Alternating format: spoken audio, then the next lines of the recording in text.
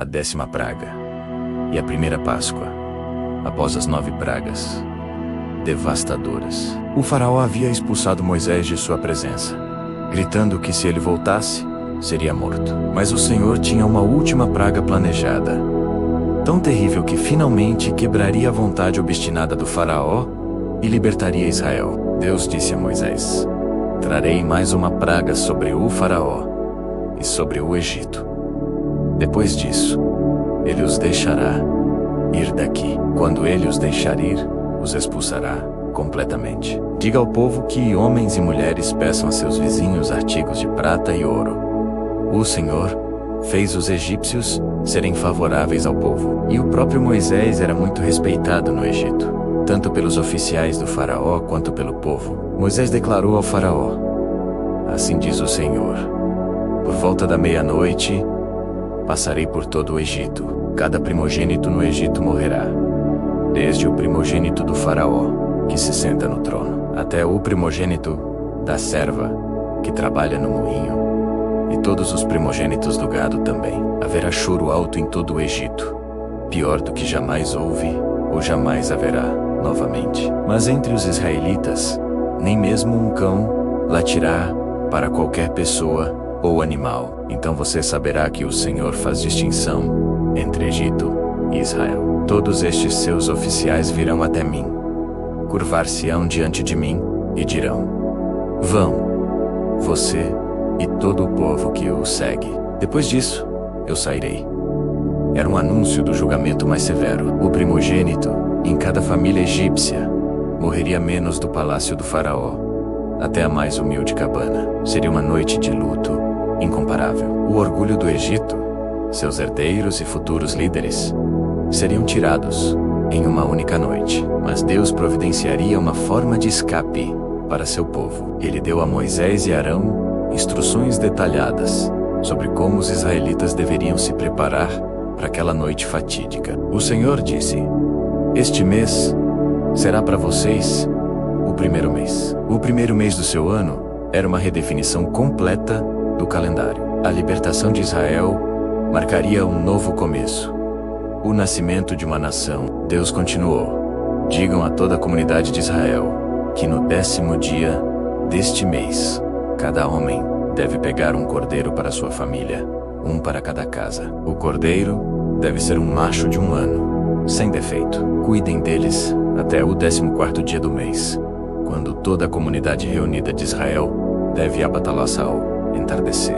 As instruções eram específicas e simbólicas. O cordeiro deveria ser perfeito, representando pureza e inocência. Deveria ser cuidado por 4 dias, criando conexão entre a família e o animal que morreria em seu lugar. Era um substituto, morrendo para que os primogênitos pudessem viver. Então devem pegar um pouco do sangue e colocá-lo nas laterais e nas partes superiores das ombreiras das portas das casas onde comerem os cordeiros. Naquela mesma noite, devem comer a carne assada no fogo, junto com pães sem fermento e ervas amargas. Não comam a carne crua ou cozida em água, mas assada no fogo, menos com a cabeça, as pernas e as partes internas. Não deixem nada até amanhã. O sangue era crucial. Ele deveria ser aplicado nas ombreiras e na parte superior da porta, criando um sinal visível de que aquela casa estava sob a proteção de Deus.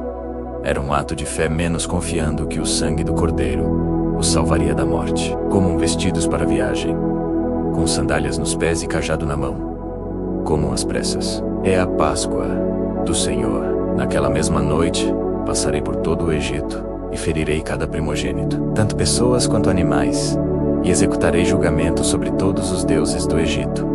Eu sou o Senhor. O sangue será um sinal para vocês nas casas onde estiverem. Quando eu vir o sangue, passarei por cima de vocês. Nenhuma praga destrutiva os tocará quando eu ferir o Egito.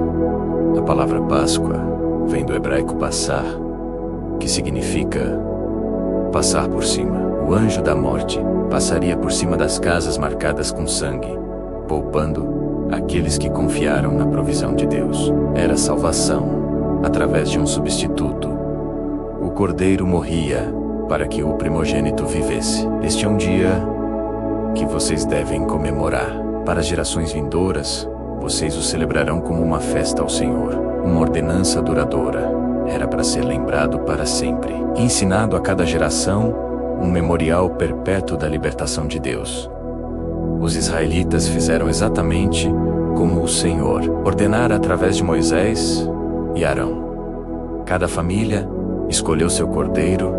No 10º dia, cuidarão dele. No 14º dia, ao entardecer, abateram os cordeiros. Aplicarão o sangue nas ombreiras das portas com ramos de sopo. Assaram a carne. Prepararam pães sem fermento e ervas amargas. Então, vestidos e prontos para partir, comeram às pressas. Aguardando a meia-noite, o Senhor feriu todos os primogênitos no Egito, desde o primogênito do faraó, que se sentava no trono, até o primogênito do prisioneiro no calabouço, e todos os primogênitos do gado também. O faraó, todos os seus oficiais e todos os egípcios levantaram-se durante a noite, e houve choro alto em todo o Egito, pois não havia casa sem alguém morto. O orgulhoso faraó, que se considerava um deus, descobriu que seu próprio filho primogênito estava morto. O herdeiro do trono, o futuro do Egito, havia sido tirado. Nas casas dos nobres e dos pobres, das cidades e dos campos, o lamento era ensurdecedor. Pais e mães choravam sobre os corpos de seus filhos. Era uma dor insuportável, multiplicada por toda a nação. Mas nas casas dos israelitas, onde o sangue estava nas portas, havia silêncio de alívio e gratidão. Seus primogênitos estavam vivos e seguros. O anjo da morte havia passado por cima deles. O sangue do cordeiro os havia salvado. Durante a noite, o faraó convocou Moisés e Arão e disse: Levantem-se, saiam do meio do meu povo, vocês e os israelitas. Vão, adorem ao Senhor como pediram. Levem seus rebanhos e gado, como disseram, e vão. E abençoem-me também. Os egípcios pressionaram os israelitas para que se apressassem e deixassem o país.